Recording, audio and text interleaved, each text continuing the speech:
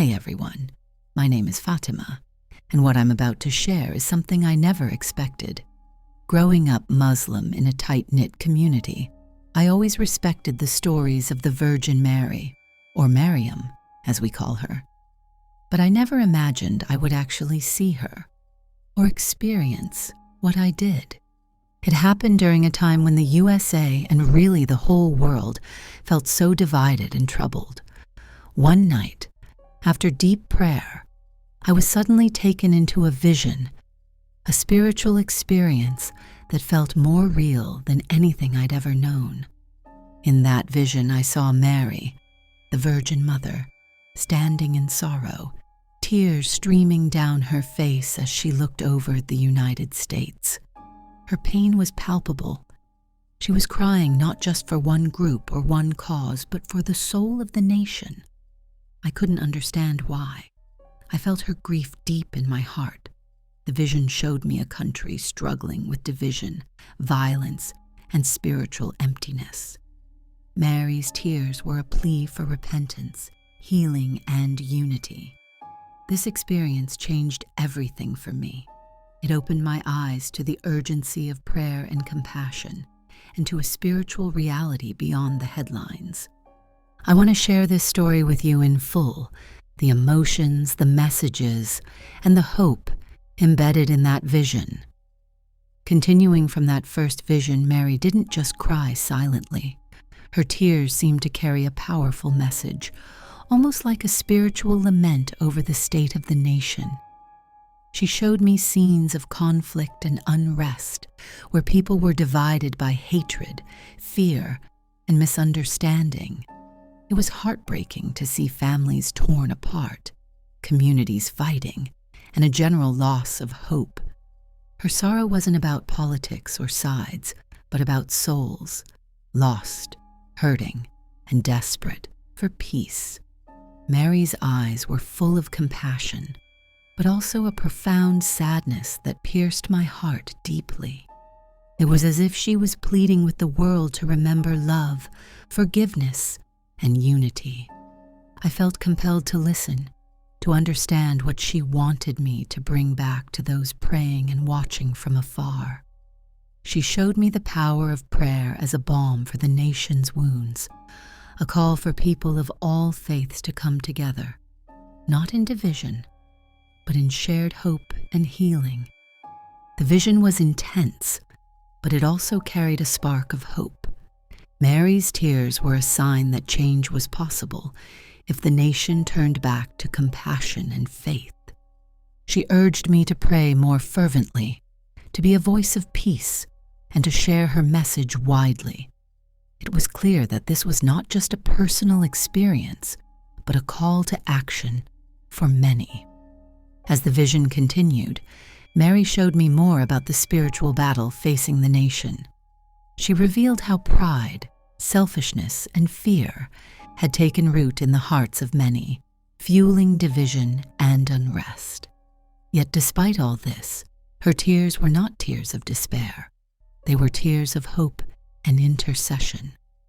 She showed me that her love for this country and for all people is boundless. Her prayers are powerful, reaching the heavens, pleading for mercy and transformation. It was a reminder that even in the darkest times, divine love and grace are working behind the scenes. I saw flashes of communities coming together despite differences, inspired by this love and hope. The Virgin Mary's message was clear. Change begins in the heart through humility, repentance, and a commitment to peace. She encouraged me to share stories of kindness, forgiveness, and unity, as small acts of love can ripple outward and create real impact. This part of the vision inspired me to become a bridge of peace in my own community, to embody the compassion Mary embodies, and to foster healing wherever possible. It was a powerful call to action, one filled with love and urgency. The vision deepened as Mary shared with me a profound sorrow for the lost and forgotten, the vulnerable, the oppressed, the weary souls caught in cycles of pain and hopelessness. She walked through scenes where people struggled alone, overwhelmed by despair, addiction, violence, and broken relationships. Her tears flowed for those who felt abandoned, for children growing up without love, for families torn apart by anger and mistrust. She showed me that her compassion is not limited by religion or nationality. Her heart beats for every person, regardless of background. Mary's sorrow was a call to empathy, a call for us to see one another as brothers and sisters in need of healing and love.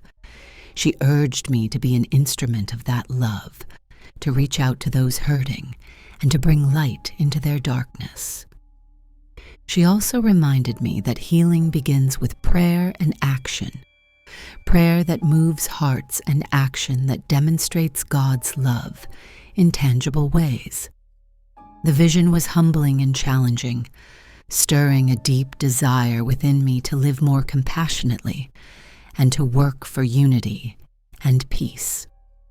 Mary's tears are not just a sign of sadness, but a beacon of hope, reminding us that God's love is powerful and transformative. In this part of the vision, Mary revealed the urgent need for repentance, not just individual repentance, but collective repentance for the nation. She showed me how many hearts had grown cold, how pride and stubbornness had led people away from God's path. Her tears carried a plea that the nation would turn back to humility, seeking forgiveness and healing. She spoke of the power of repentance to break the chains of division and to restore peace and harmony. I saw visions of people coming together in prayer, confessing mistakes, and opening their hearts to change. It was a hopeful scene, a glimpse of what could be if the nation heeds this call. Mary's sorrow was matched by a fierce love, a mother's love, willing to intercede and plead tirelessly for her children. She encouraged me to be a voice of that call, to urge others toward reflection and renewal, and to believe in the power of God's mercy. This part of the vision was sobering, but also filled with promise, the promise of restoration through sincere repentance. This segment of the vision was filled with a powerful message of hope and encouragement. Mary showed me that even amid widespread brokenness and pain, God's grace is actively working to heal and restore. She revealed to me communities rising up in faith, people choosing kindness over anger, and leaders embracing justice and compassion.